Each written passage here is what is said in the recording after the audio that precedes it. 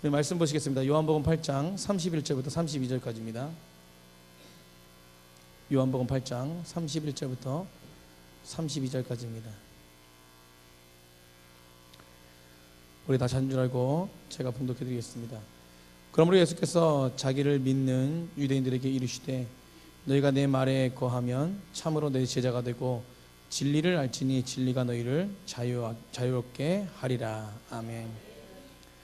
오늘 말씀의 제목은 제자화입니다. 우리 민성 교사님은 이번에 저희 단교선교팀이 다녀왔던 그 지역에 갈보리 교회를 담당하고 계시는 필리핀 갈보리 교회를 담당하고 계시는 선교사님이십니다. 오늘 특별히 이제 돌아오는 수요일 날 이제 필리핀으로 다시 돌아가시는데 오늘 특별히 이렇게 저희 교회에 와서 말씀을 전해 주십니다.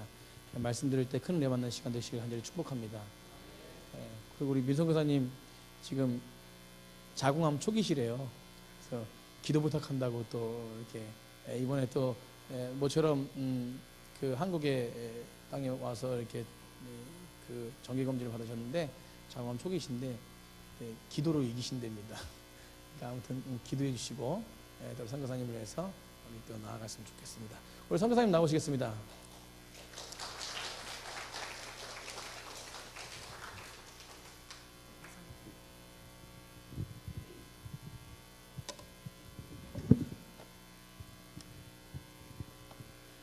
Haleluya.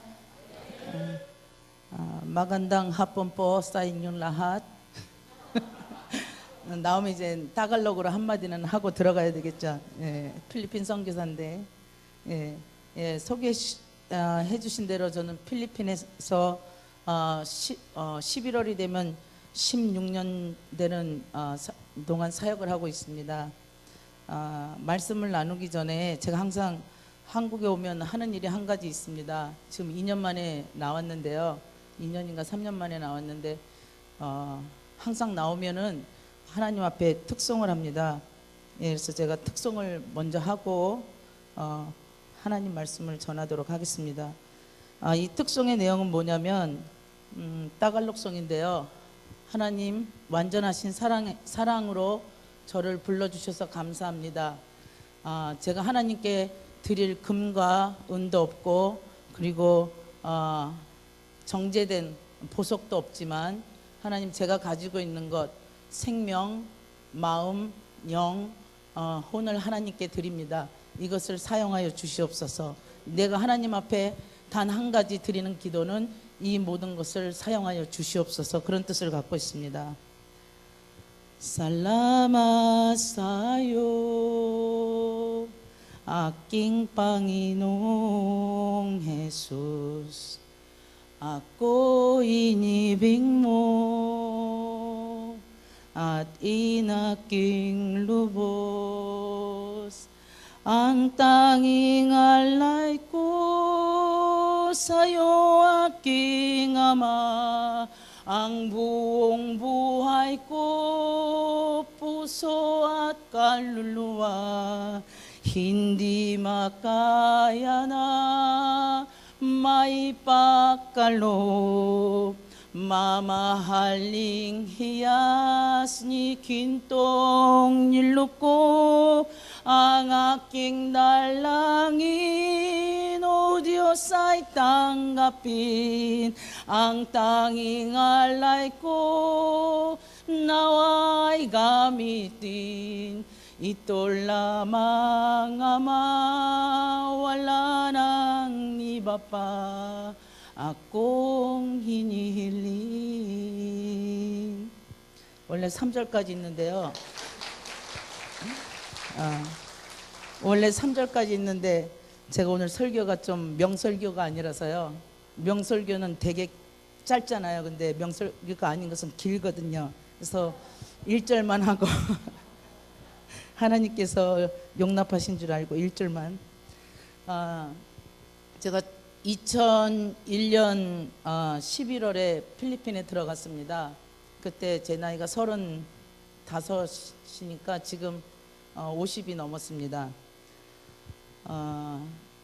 그때 들어갈 때 저는 영어도 한마디 잘 하지 못하던 때였어요. 그냥 학교에 감사합니다. 학교에 컴퓨터를 가르쳐줄 자원봉사자가 필요하다고 해서 제가 그때 조금 컴퓨터를 할 줄 알았어요. 지금 뭐 컴퓨터 앞에 앉아 있는 것조차 싫어하지만 조금 할 줄 아는 걸로 갔어요. 근데 그 선교사님들이 통역관이 있으니까 그냥 와라. 영어 못해도 괜찮다. 그래서 이제 갔죠. 근데 갔더니 통역관이 없었습니다. 그래서 못하는 그 영어로 겨우 굿모닝 정도 하는 정도로 손짓 발짓 해가면서 컴퓨터들을 학생들에게 가르쳤어요. 그 학교 이름이 마닐라 프레스비테리안 테올로지컬 세미나리라고 MPTS인데요. 그 학교에서 한 2년 가까이 아이들을 컴퓨터를 가르치면서 하나님께서 영어를 조금 습득하게 하셨고, 그리고 필리핀의 어떤 문화적 환경이라든가 그 사람들의 생활이라든가 이런 것들을 좀 보게 하셨어요. 근데 어느 날 새벽에 기도를 하는데 하나님께서, 저는 이제 뭐 한 길게는 6개월, 길게는 한 1년, 짧게는 6개월 정도만 생각을 했는데 1년이 넘었었어요. 근데 새벽에 기도를 하는데 하나님께서 너를 통해서 구원할 영혼이 몇이 있다. 남아라 이러시더라고요. 그래서 하나님 앞에 순종해서 그때 남은 것이 지금 11월이 되면 벌써 16년이 되어가고 있는 것입니다. 제가 학교에서 사역을 마친 후에 하나님께서 교회 사역을 독립적으로 할 수 있도록 마음을 주셔서 그 학교를 나와서 선교사님들의 많은 문서 사역과 사전을 만들고, 그리고 기도문책을 만들고 세미나를 하는 그런 사역들을 돕고 있었어요. 그런 사역을 돕고 있었는데 어떤 선교사님 한 분이 제게 다가오더니 민선교사님 저랑 같이 전도하지 않겠습니까? 이러시더라고요. 근데 제가 이제는 그 사역을 도운 지가 한 1년 정도였는데 아마도 하나님께서 너를 통해서 구원할 몇 영혼이 있다, 이 말씀을 제가 좀 잊고 살았던 것 같아요. 근데 전도하겠느냐 이 말을 듣는데 막 가슴이 뜨겁게 타오르기 시작을 했어요. 그래서 예, 목사님 제가 하겠습니다. 그래서 이제 그 교회 협력 선교사로 2년간 도와드렸는데요. 제가 이제 협력 선교사로서 주일학교도 하고, 그리고 이제 구역 예배도 담당하면서 했는데 한 가지 이제 놀라운 사실을 발견한 게 뭐였냐면, 저는 이제 선배 선교사님들이 영어만 하면 다 된다 그래서 영어를 했는데 사람들이 못 알아듣더라고요. 예, 못 알아들었어요. 그래서 제가 그때부터 다시 따갈로그를 해야 되겠다. 현지 언어인 따갈로그를 다시 공부하기 시작을 했습니다. 그래서 2004년에 이제 협력 선교를 마치고, 그리고 하나님께서 제가 이제 교회를 개척할 마음을 주셔서 땅을 돌아보러 다니기 시작을 했어요. 한 6개월 가량을 이곳저곳을 막 돌아다녔던 것 같아요. 뭐 사실 재정적인 거 없었고 후원하는 사람 없었기 때문에 그냥 하나님 주신 말씀으로 땅을 돌아보러 다녔어요. 그러다가 지금 10주년, 지난 4월 달에 10주년을 맞이한 그 안티폴로 갈보리 교회가 그 땅을 하나님께서 저에게 주셔서 땅을 돌아본다는 말에 어떤 장로님의 마음을 감동시켜 주셔서 땅값을 보내주셨고, 또 땅이 생기고 나니까 또 어떤 그 조립식 건축하시는 그 장로님을 통해서 또 교회를 건물을 세워주셨어요. 그렇게 해서 탄생된 교회가 안티폴로 갈보리 교회입니다. 필리핀에서 딱 두 교회예요. 두 교회예요. 우리 안티폴로 갈보리 교회하고 다른 지역에 있는 교회인데 조립식으로 된 순수 한국에서 수입해서 들여온 그 건물이에요. 그래서 그때부터 사역이 시작이 됐는데 처음에 이제 저도 따갈로그를 그때 당시에 배우고 있는 상황이었기 때문에 하나님께서 제게 주신 마음이 뭐였냐면 제자 훈련을 하는 마음이었었어요. 제자를 만들어야 된다는. 여러분 아시다시피 예수님께서 지상명령을 주셨는데 저희들 보고 영혼만 구원하라고 하시지 않으셨거든요. 너희들은 모든 족속으로 제자를 삼으라고 말씀을 하셨어요. 그래서 영혼 구원뿐만이 아니라 우리가 해야 할 일은 제자까지 만드는 그 일이 우리가 해야 할 일인 것입니다. 그래서 하나님께 제가 기도하기는, 하나님 제자 훈련과 성령의 기름 부음이 같이 갈 수 있도록 도와주세요. 제자 훈련 쪽으로만 너무 가다 보면 사람들이 빡빡해질 수 있고 감성이 메마를 수 있고 하니까 성령의 기름 부음도 넘치도록 해주셔서 능력이 같이 갈 수 있도록 해주세요. 그런 기도를 많이 했었는데 하나님께서 제 기도를 들어주셔서 안티폴로 갈보리 교회를 세운 지 3년 차 됐을 때 그때 놀라운 성령의 어떠한 그 역사들이 교회 안에 일어나기 시작을 했어요. 성도들이 영적인 세계를 보고 예언을 하고 방언을 하고 그리고 병든 자들이 낫는 그런 일들이 저희 교회에 생기기 시작을 했어요. 근데 말씀이 바탕이 되지 않았었으면 아마 그런 일들이 일어났을 때 저희들이 감당을 못했을 건데 하나님께서 제자 훈련을 통해서 말씀으로 기본을 다지게 하시고 난 다음에 성령의 역사를 교회에 허락하셨던 것입니다. 그러고 나니까 교회가 좀 더 단단해지고 그리고 교회를 왔다 갔다 하는 사람들이 없어지고 정착을 하게 되더라고요.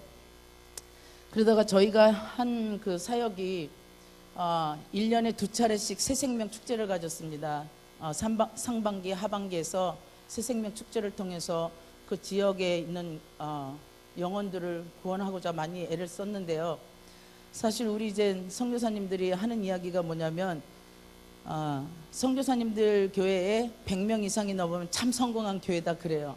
근데 저희 교회는 아직 70-80명 정도밖에 안 되고요. 10년이 됐지만 그러나 하나님께서 우리가 계속해서 영혼을 향한 열정을 가지고 궁휼한 마음을 가지고 계속 나아가면 하나님께서 곧 그때를 보게 하시리라고 저는 믿고 있습니다. 우리가 조급해하지 않고 계속 인내해서 나아가면 하나님께서 반드시 하나님의 때에 그 일을 이루실 것을 믿습니다. 그러면서 저희들은 이제 지역사회를 위해서 그 노인 경로잔치, 경로의 날을 준비해서 경로부 한국 죄송합니다. 그 단어 생각이 잘.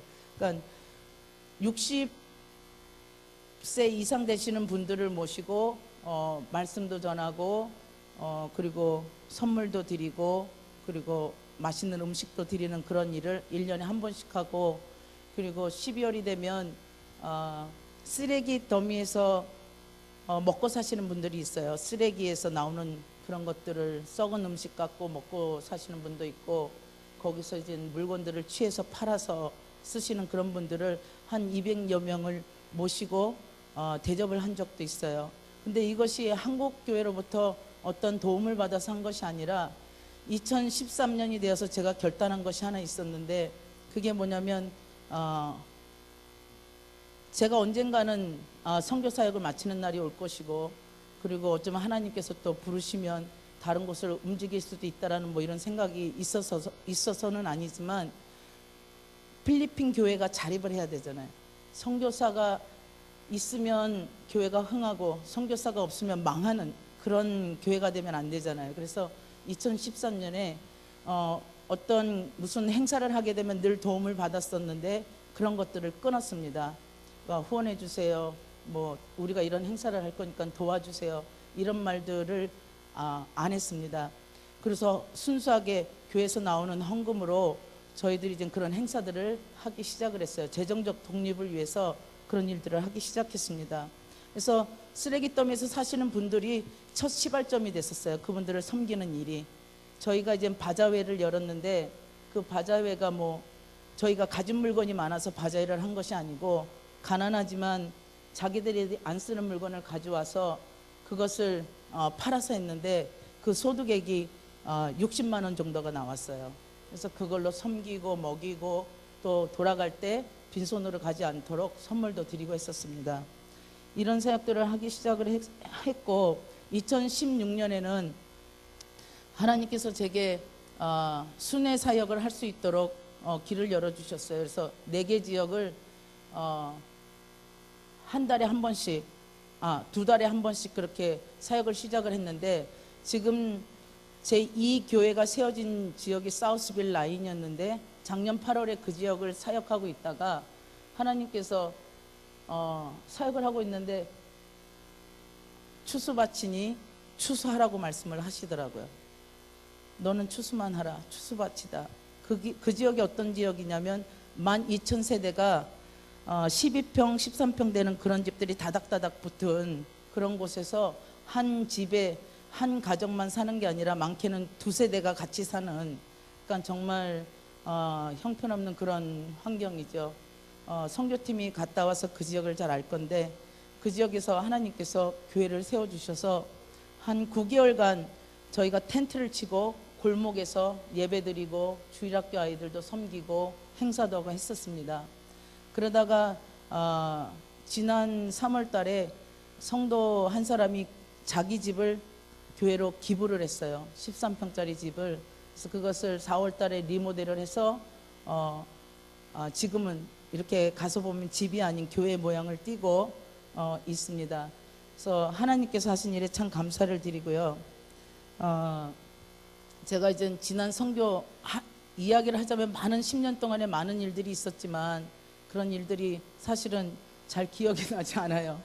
너무 평상시에 있는 일들이고, 그리고 또 정작 나와 살려면 무슨 일이 있었지 생각이 잘 나지 않아요. 그래서 가끔 이제 하나님께 제 마음이 좀 많이 조급해지죠.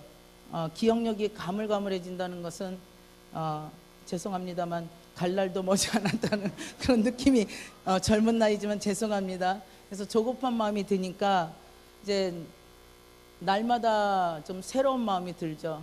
한 날은 어떤 날이 있었냐면 읽었던 책인데 누가 줄을 쳐놨더라고요. 근데 저희 집에서는 저 혼자 살고 있거든요. 그럼 책에다 줄을 쳤다는 건 제가 친 건데, 제가 이제 누가 이거 줄을 쳤지 이렇게 말할 정도로 기억력이 좀 가물가물해졌어요. 그러니까 마음도 좀 많이 급해지더라고요. 제가 이제 하나님 앞에 많이 기도했던 부분이 뭐였냐면, 하나님 죽도록 충성하겠습니다. 부흥을 보게 해주십시오. 그거였거든요. 그러니까 그 부흥을 못 볼 것 같으니까 마음이 많이 조급해지는 거예요. 어쩌면 이것도 제가 내려놔야 되는 그런 부분이기는 하지만, 그러나 하나님께서 그날은 기도대로 하나님께서 보게 하실 것을 저는 믿습니다. 예. 그래서 우리가 참 하나님 앞에 어떤 모습으로 서 있어야 하는지, 제가 선교를 그냥 보조 사역한 거 빼고 저희 교회 사역만 통해서 10년 이상을 하는 중에 너무 감사한 도움이 많이 있었고, 특별히 제 마음 안에서 그 열정이 식지 않도록 하나님께서 늘 공급해 주는 그 공급함이 있었고, 또 많은 분들이 기도를 해주시는 그 기도함이 있었습니다. 특별히 지난 7월에 넘치는 교회에서 선교를 왔을 때 사실 저는 어떻게 해야 되는지 하나도 몰랐었어요. 뭐 이렇게 받아본 팀이 없었으니까 무슨 계획을 하고 프레젠테이션을 하고 뭐 준비를 하고 이런 게 없었으니까 박용창 목사님한테 나는 뭘 해야 돼요? 뭘 준비해야 돼? 물었던 기억이 나요.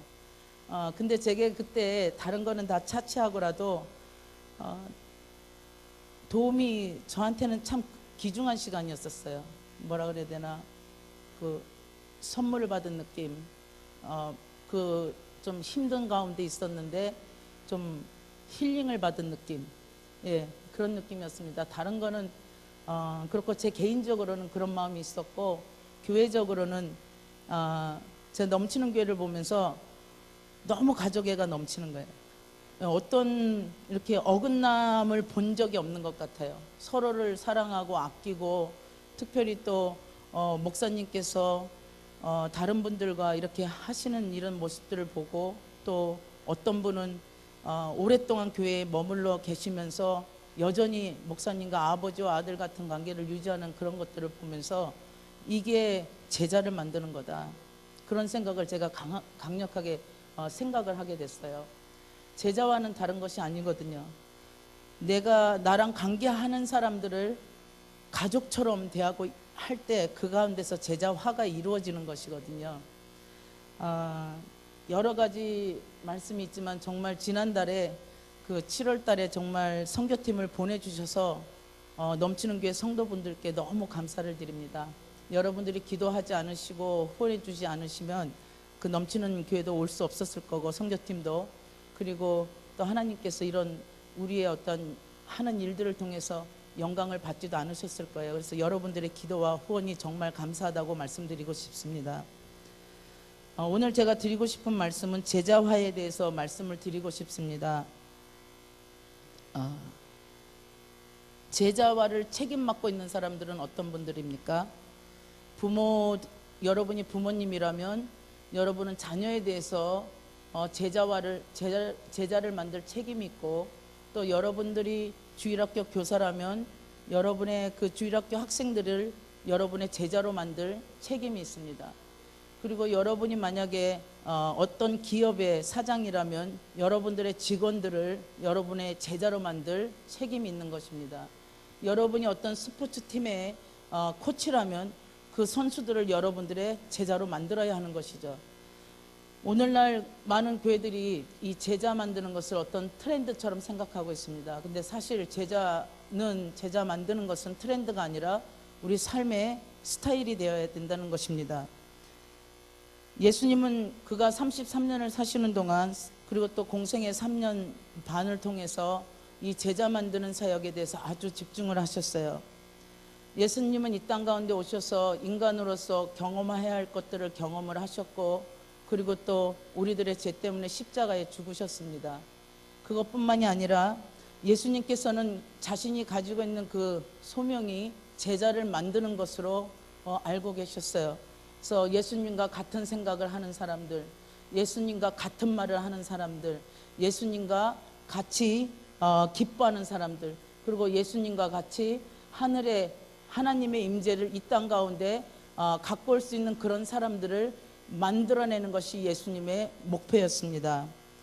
2013년에 세계경제 포럼에서 세계의 갑부들이 모였었는데요. 그때 어떤 사람들이 있었냐면 빌 게이츠, 그리고 워런 버핏 이런 사람들, 억만장자들이 거기에 모였었죠. 근데 그때 그 사람들이 이야기를 나눌 때 사회자가 이런 질문을 하나 했어요. 여러분들이 이렇게 성공하기까지 어떤 것들이 가장 주요한 문제로 여러분들에게 작용을 했는가, 그런 문제를 던졌어요. 근데 그 사람들이 얘기하기를, 여러분들이 생각하기에는 우리가 큰 부자이기 때문에 우리를 컨트롤하고 우리에게 조언을 해줄 수 있는 사람들이 우리보다 더 성공하고 더 부자여야 되겠다고 생각하지만 사실 그렇지 않다는 거죠. 우리는 한 사람에게 투명하게 그 사람을 바라봤다는 거예요. 어떤 얘기냐면 정직에 관한 문제라고 얘기를 하는 거였어요. 정직. 우리들이 듣고 싶은 이야기, 우리가 하고 싶은 일에 대해서 이야기하는 사람들이 아니라, 우리가 하고 싶지 않지만, 우리가 듣고 싶지 않지만 그 일에 대해서 말해주는 사람이 우리에겐 필요했다라는 거죠. 그래서 그들에게는 그들만의 멘토가 있었습니다. 사실 우리는 듣고 싶은 이야기만 듣습니다. 하고 싶은 일에 대해서만 하려고 해요. 그러나 그런 사람들에게도 멘토는 그들이 듣고 싶지 않았던 것, 하고 싶지 않았던 일에 대해서 말하는 그런 멘토들이 주변에 있었다는 것입니다.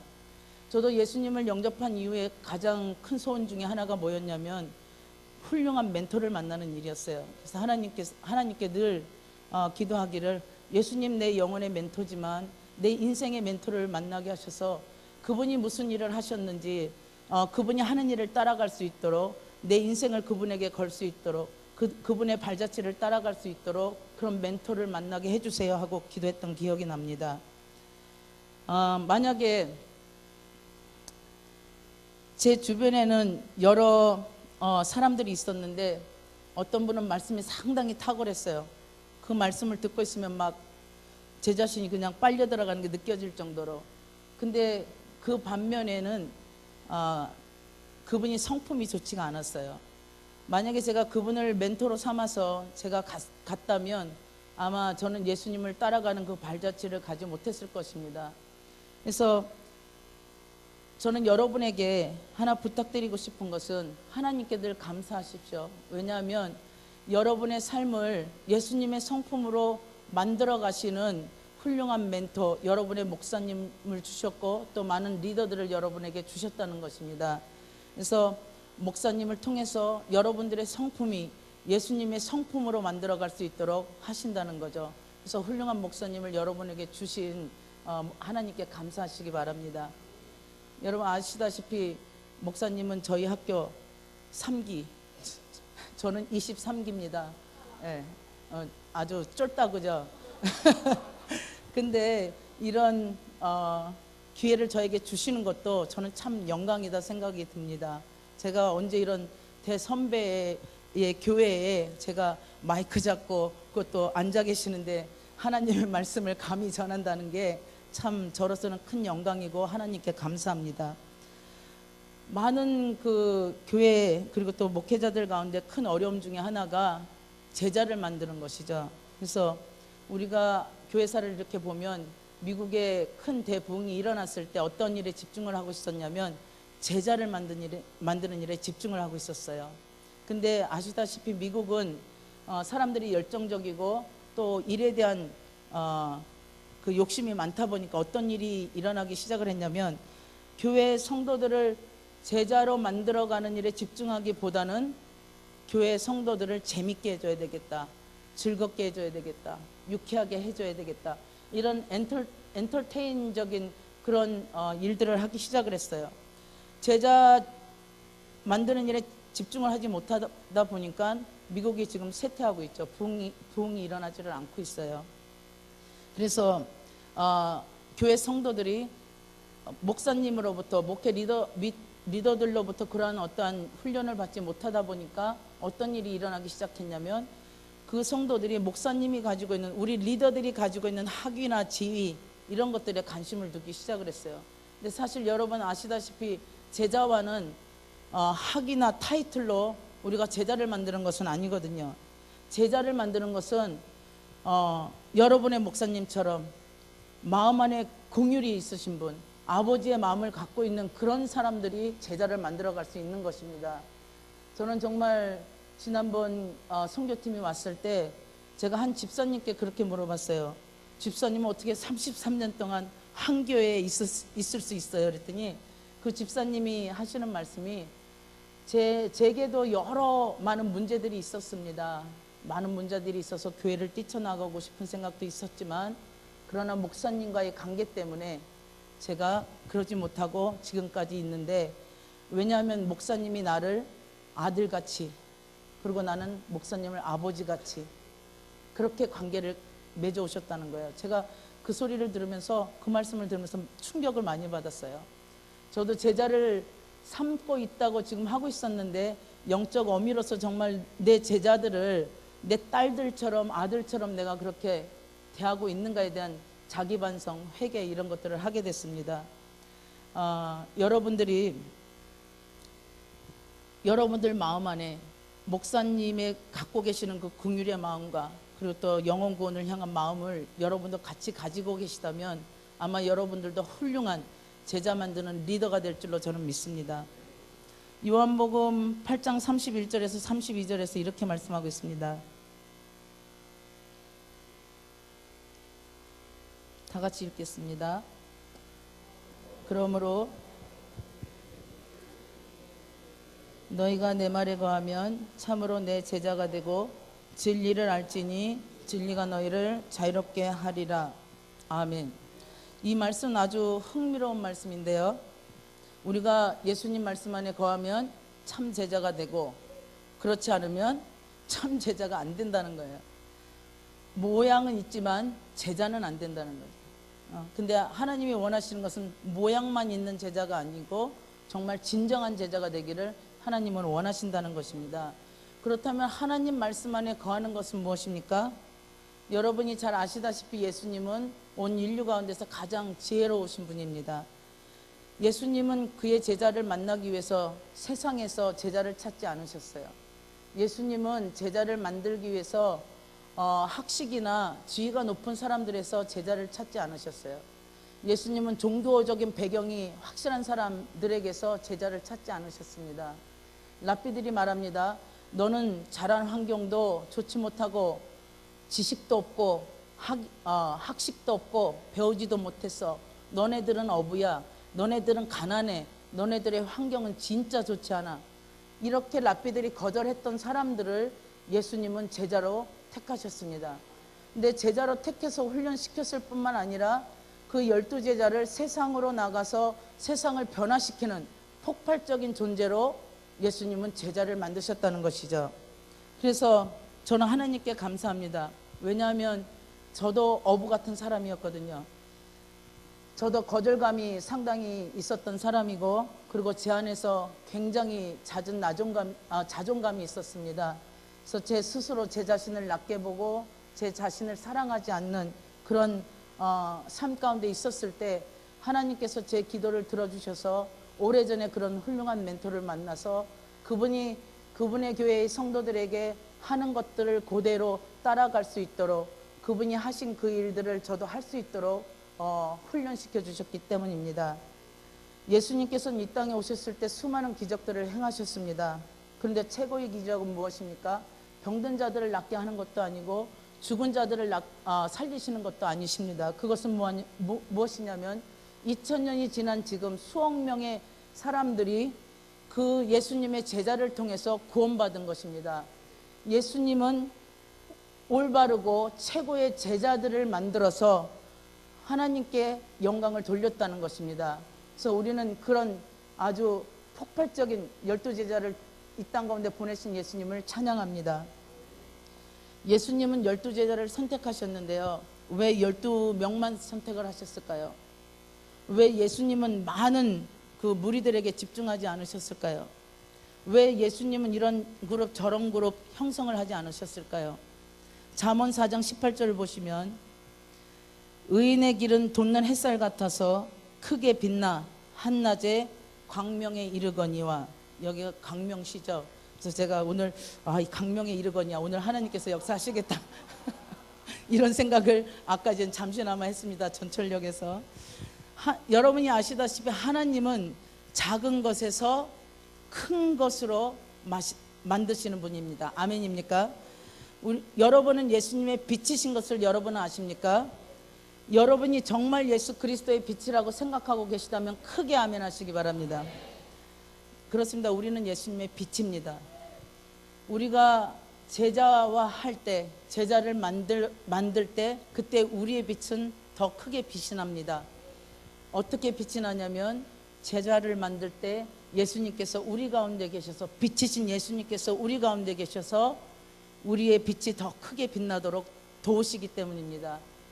한낮에 광명에 이르는 것 같이, 광명시에 계시는 여러분, 광명에 이르기까지 여러분들은 그런 빛을 발하시리라고 기대합니다.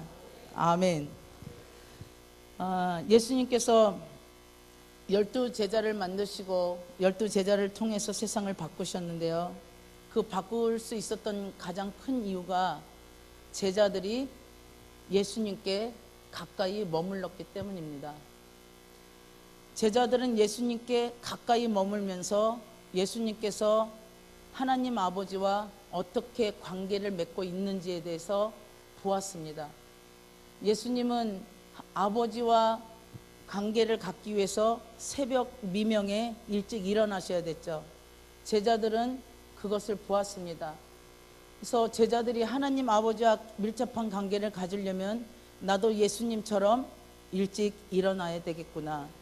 예수님이 하시는 삶을 보면서 그들은 제자로서 형성되어 가기 시작했던 것입니다. 이것이 바로 제자화입니다. 우리가 제자를 만들기를 원한다면 우리의 모습을, 우리의 삶을 통해서 그들이 예수님의 발자취를 따라가도록 우리의 삶이 그러하여야 된다는 것입니다.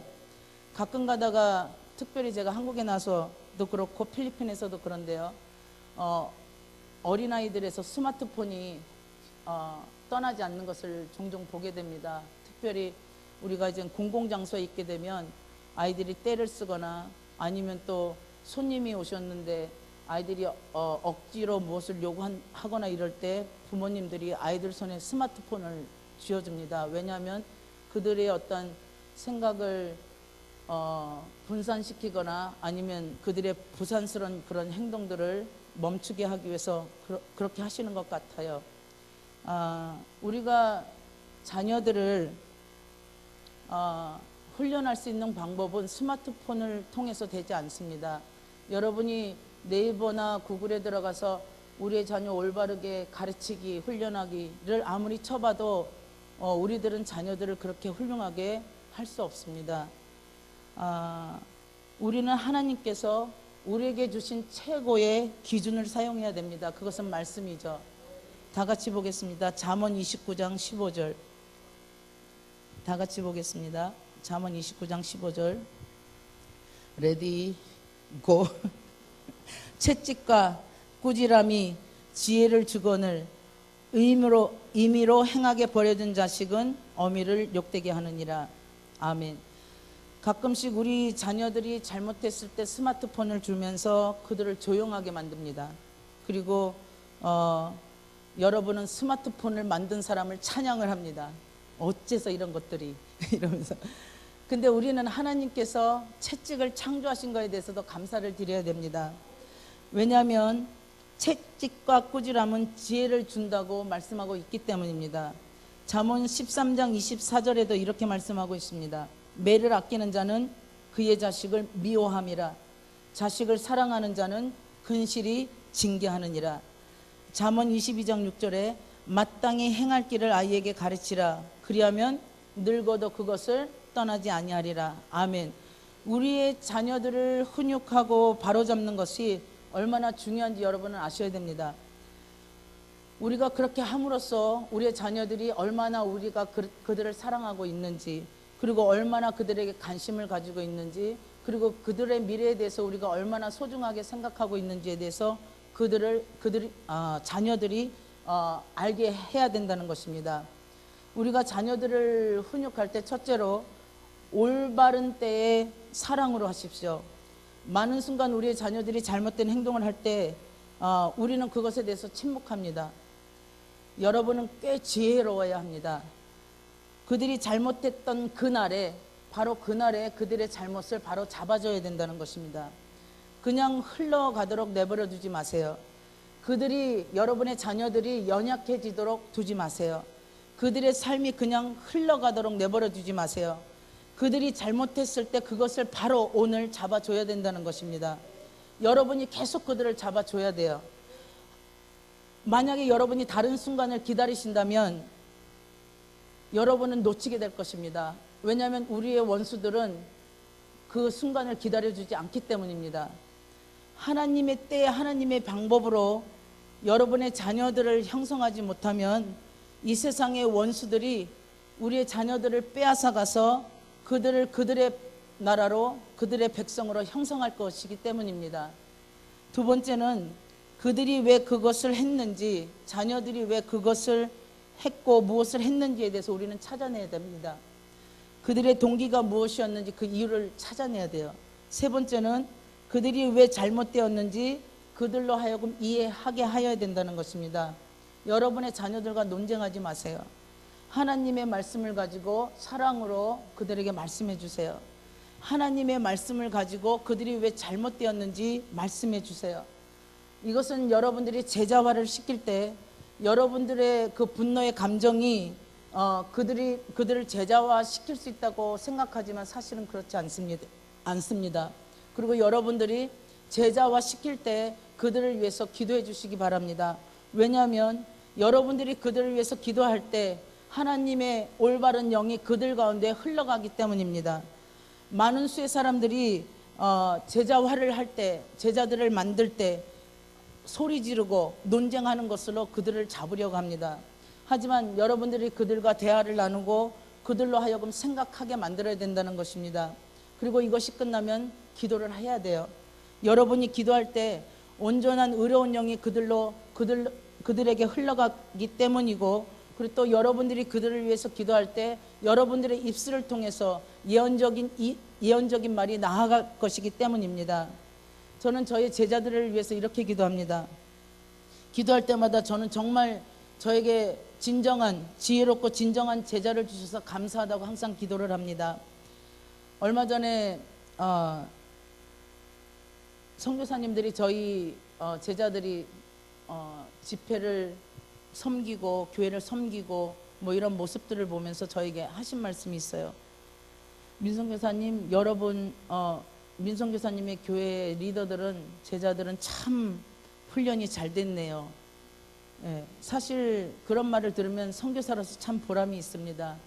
사실 기쁨으로 섬기는 자체가 그냥 섬긴 것이 아니라 그 기쁨으로 섬기는 그것이 다른 선교사들에게도 비쳤기 때문입니다. 이것이 제게는 큰 상급입니다.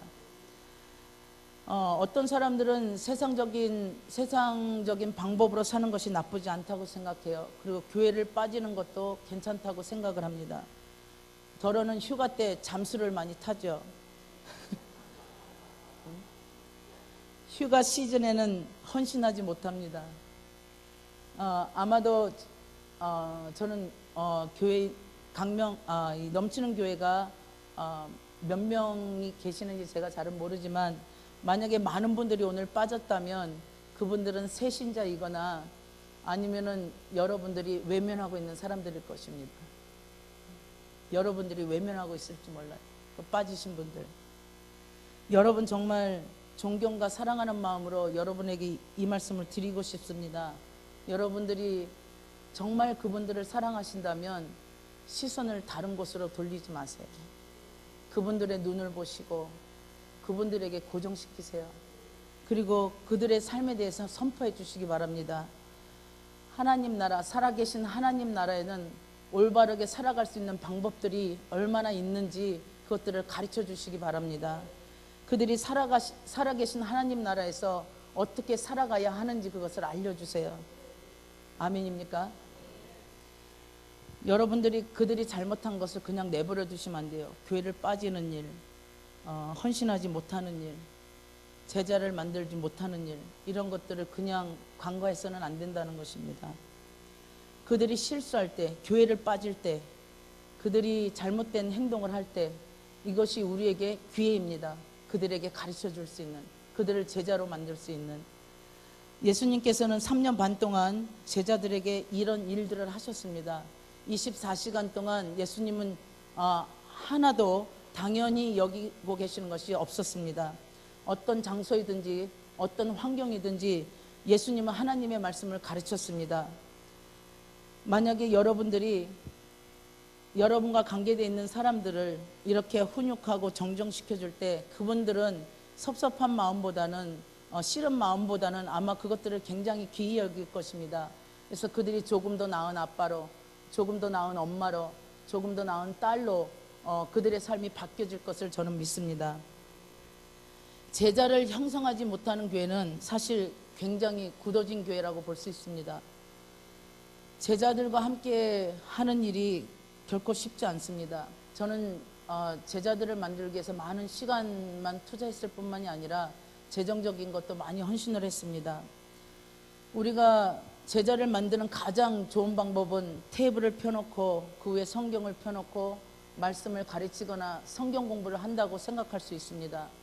그러나 우리의 최고의 레슨, 제자를 만드는 최고의 레슨은 그들과 같이 식사를 할 때, 그들과 같이 영화를 볼 때, 그들과 같이 휴가를 같이 지낼 때, 이거는 정말 값비싼 대가를 치르는 것입니다. 그러나 이것은 정말 가치 있는 일입니다.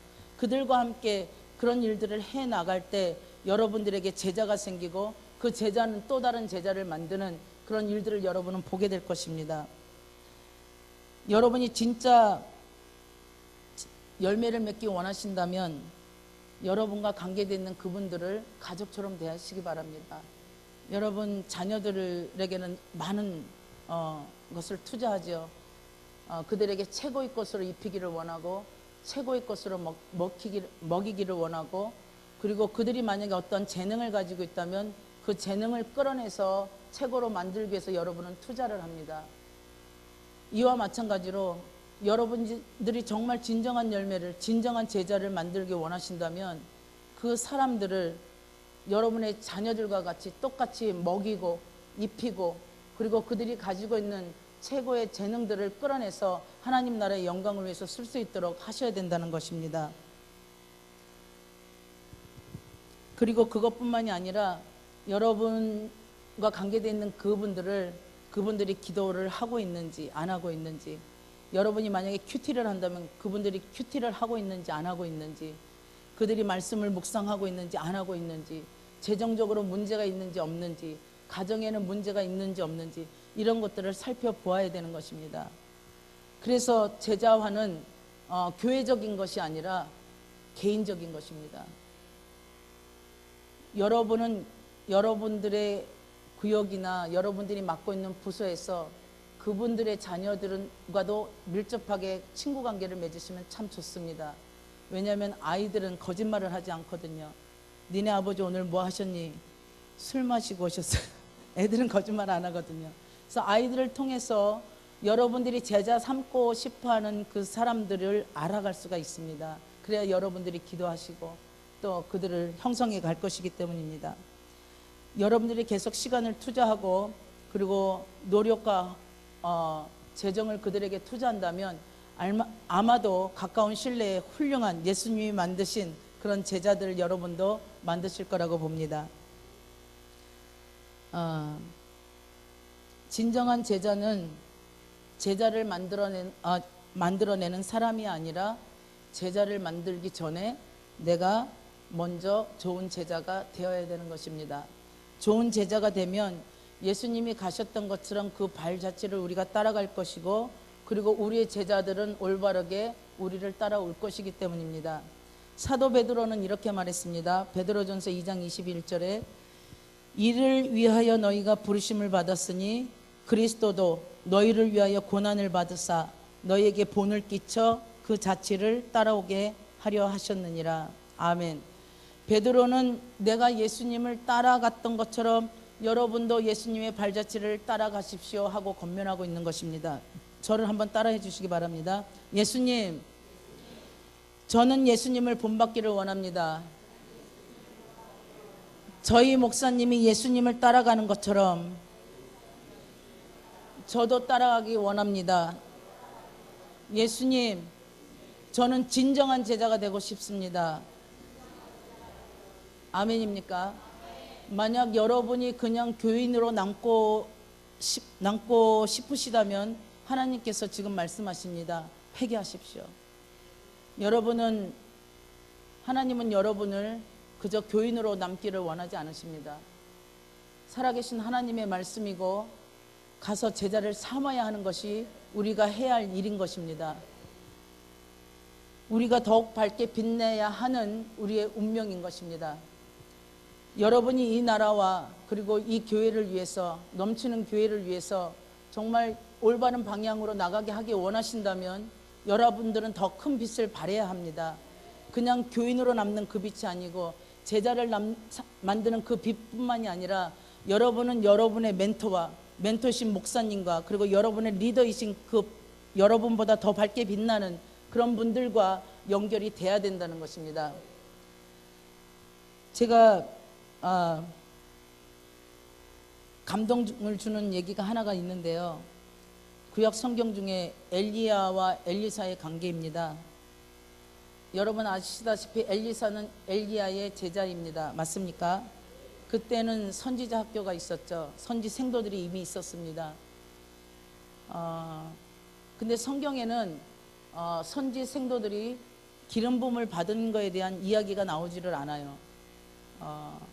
그것이 기름 부음 받는 거는 참 중요한 건데 성경에 그것이 기록이 되어 있지 않아요.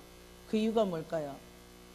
그 선지 생도들은 자신들이 결정을 했습니다. 내가 엘리야를 따라가면 참 힘들겠구나.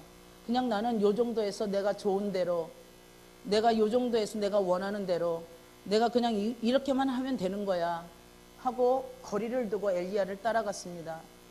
그러나 엘리사는 본인이 결정을 했어요. 나는 엘리야를 따라가겠다. 가까이. 엘리사가 가까이 엘리야를 따라갔을 때 엘리사는 엘리야로부터 훈육받을 수 있었고 그의 삶의 잘못된 부분들을 정정받을 수가 있었습니다. 우리가 멀리서 우리의 목사님과 우리의 멘토와 우리의 리더와 멀리서 따라간다면 거기에는 기름 부음이 있을 수가 없던 것입니다.